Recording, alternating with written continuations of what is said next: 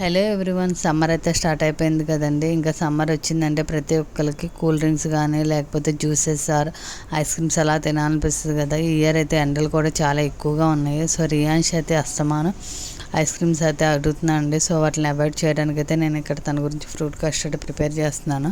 ముందుగా ఫ్రూట్స్ అన్నీ అయితే కట్ చేసి పెట్టుకున్న తర్వాత అయితే పాలను అయితే కాచానండి. ఆ కాచిన పాలనే కస్టర్డ్ పౌడర్లో అయితే మిక్స్ చేసుకున్నాం ఉండలు లేకుండా. తర్వాత కాచిన పాలలో అయితే షుగర్ యాడ్ చేసుకుని మెల్ట్ అయిన తర్వాత అయితే కస్టర్డ్ పౌడర్ని మిక్స్ చేసుకున్నాం కదా, ఆ మిక్చర్ని కూడా అయితే యాడ్ చేసుకున్నాండి. ఒక 5 minutes ఉంచేస్తే కొంచెం థిక్నెస్ వస్తుంది.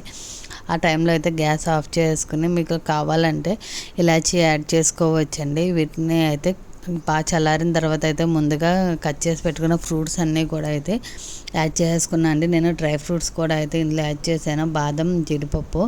సో ఇవన్నీ యాడ్ చేసుకున్న తర్వాత అయితే దీన్ని ఫ్రిడ్జ్లో పెట్టుకుని అయితే కూల్గా తింటే చాలా బాగుంటుందండి. మరి రియాన్ష్కి అయితే చాలా బాగా నచ్చింది. సూపర్ ఐస్ క్రీమ్ అయితే చాలా బాగుంది అంటున్నాడు. So thank you, bye.